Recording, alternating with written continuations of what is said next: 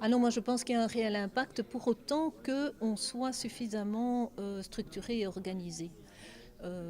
Ça c'est la première chose. Je pense aussi que c'est extrêmement important de travailler en réseau et donc d'être en relation avec d'autres groupes, d'autres citoyens qui partagent certaines ou l'ensemble des convictions que l'on porte. Les politiques sont eux-mêmes des citoyens au départ.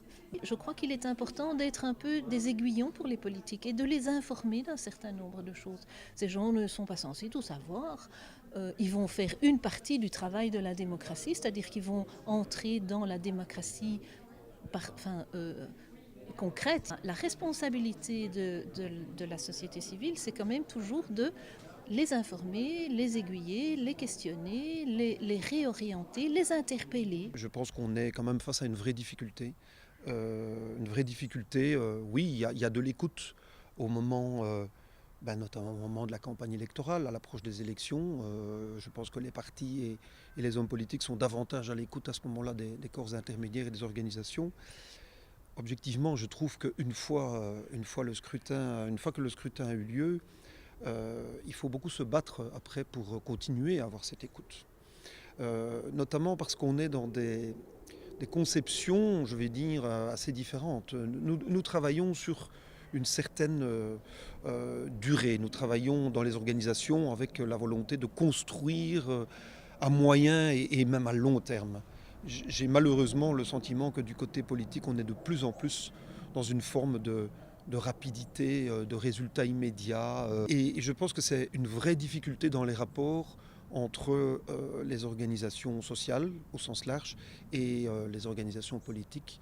Et dans cette capacité pour les organisations syndicales d'avoir une influence, un impact sur l'évolution de ce qui se décide au niveau politique. Il y a une tension forte dans le rapport de force entre la financiarisation de la société, le capitalisme galopant, une manière contraignante que peut avoir le pouvoir public parfois de voir l'existence du corps intermédiaire davantage à son service que comme un révélateur de ce qui ne va pas.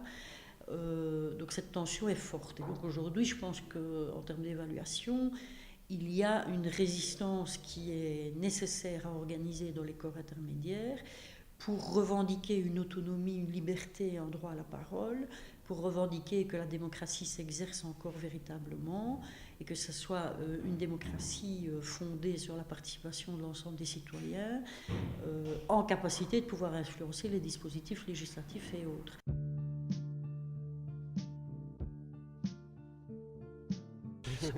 Ça exerce en partie un rôle de surveillance. Pas de contrôle, mais de surveillance. Dans le sens où ça permet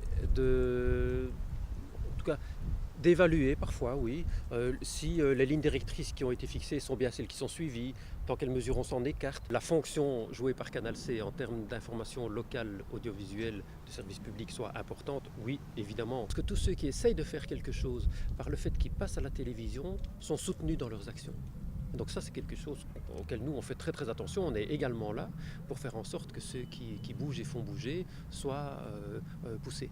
Je pense que l'impact des corps intermédiaires pour la citoyenneté faiblit beaucoup pour l'instant. La crise fait que le discours, je dirais, citoyen et démocratique, ou participatif, disons, des corps intermédiaires est de moins en moins reçu. Alors à l'université, c'est la même chose. On a un impact qui revient un peu. Je pense qu'on est peut-être, nous, en train de montrer la sortie du tunnel, mais il a fallu longtemps, pendant très longtemps, on ne demandait plus l'avis des universitaires. Et donc maintenant, on se rend compte quand même qu'il y a peut-être des gens qui ont travaillé profondément et qui ont réfléchi à la complexité. Donc je crois que la complexité du monde fait que le discours universitaire revient un peu plus à la mode. Mais il a fallu du temps pour qu'on puisse se faire entendre parce qu'un discours complexe est très difficilement audible et donc souvent on préfère un discours simplificateur.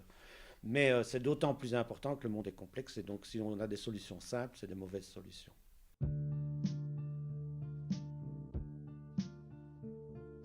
Les l'évolution d'un contre-pouvoir se fait en fonction d'un contexte sociopolitique, mais se fait aussi, et ça l'histoire le démontre bien, à tout instant. Il y a des révolutions qui sont spontanées, qu'on n'attend pas. Il y a des fois des révoltes qui sont organisées, qui n'aboutissent pas. Donc, je ne peux pas, moi, être Madame Soleil et prédéterminée. Je pense qu'un syndicat a actuellement, effectivement, un contre-pouvoir et joue un rôle essentiel. Je pense que le mouvement associatif, et notamment tout le secteur de l'éducation permanente, a un rôle essentiel, que nous faisons un travail qui me paraît primordial. Maintenant, le contexte général est difficile puisque je pense que la situation économique est tellement désastreuse que la plupart des citoyens, dont les travailleuses et les travailleurs, ont très peur, et la peur et l'insécurité, effectivement, risquent d'accentuer la passivité, mais en même temps, on peut réveiller aussi l'émancipation et éveiller à la révolte. Donc je pense que